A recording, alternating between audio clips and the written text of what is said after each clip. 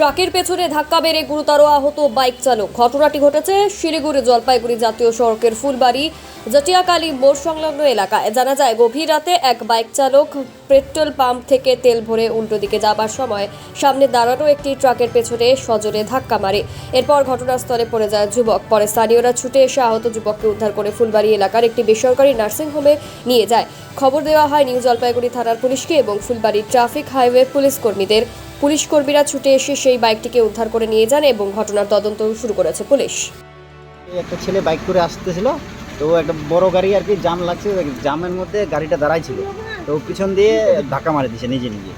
তো ওর ছেলেটার সিরিয়াস অবস্থা, ওর মাথা ফাটে গেছে, হাঁটু টুটু সব ছোলা যায়। বাইক নিয়েছিল? হ্যাঁ, বাইক নিয়ে আসছে। জানা গেছে বাড়ি বাদলাগজ, ভুটকি বাদলাগজ। নাম কি? নাম তো জানা যায়নি, নাম জানি না। কোথায় যাচ্ছিল ও কোথায় যাচ্ছিল?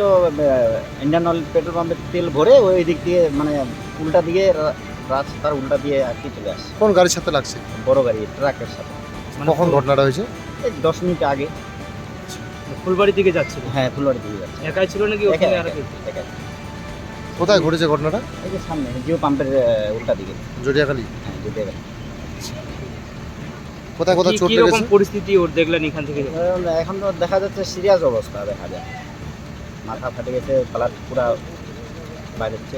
একাই ছিল না সঙ্গে একাই, কেউ একাই। ছিল? হাসপাতালে কে পাঠালো? পুলিশ? না, পুলিশ পাঠায়নি, আমাদের লোকাল ছেলেগুলো সবাই মিলে আর কি পাঠালাম। আমাদের এখানে গ্রামের থেকে দুটো ছেলে নিয়ে গেলো আর কি, টোটো করে মহারাজে নিয়ে যাচ্ছে আপাতত। ওনাদের গার্জিয়ান আসবে, তারপরে ওরা পরে নিয়ে যাবে। বাড়ির লোকজন কি আসে? হ্যাঁ, আসে, ওরা পিছনে পিছনে আর কি যাচ্ছে। এইখানে স্পটে ওদের দেখা হয়নি। বাইকটার কেমন অবস্থা?